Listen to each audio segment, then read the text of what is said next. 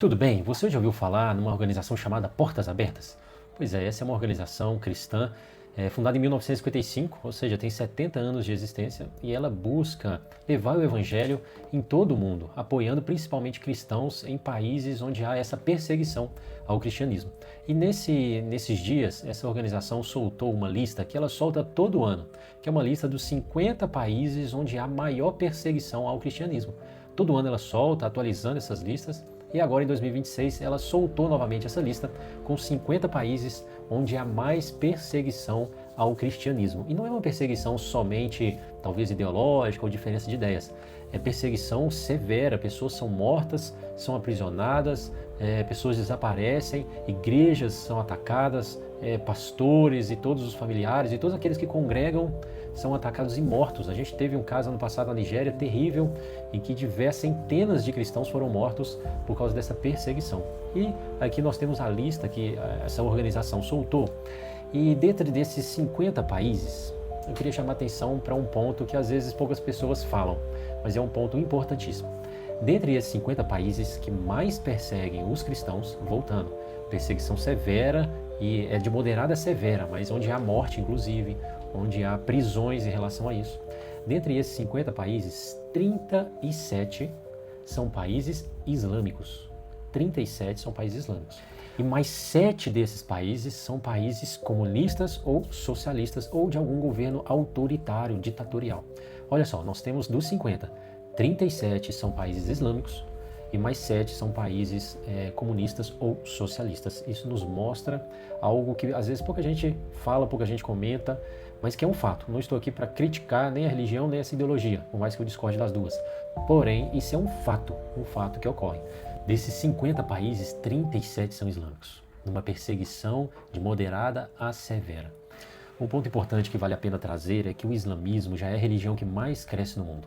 Ela é a religião número 2, a segunda do mundo, atrás do cristianismo, porém é a que mais cresce, e algumas projeções estimam que em 2045 o islamismo ultrapasse o cristianismo e se torne a maior religião do mundo.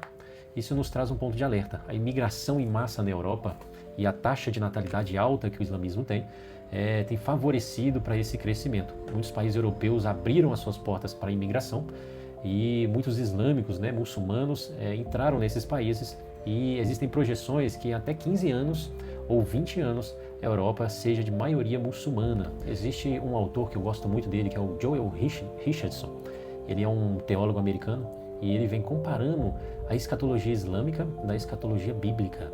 E existem vários livros publicados sobre isso, a maioria de autoria dele, mas outros autores também, que vem falando sobre a diferença e as semelhanças entre as duas escatologias. Elas são muito semelhantes, porém ao contrário. Então, para nós, aquilo que nós consideramos como o anticristo, para eles, na escatologia islâmica, é o salvador deles, aquele que vai vir para implantar a jihad islâmica no mundo todo. E para nós, o Cristo, para eles tem uma figura justamente desse anti-islã, aquele que seria ao contrário ao islamismo. E vários outros pontos que eu queria trazer futuramente dessa comparação entre a escatologia bíblica e islâmica.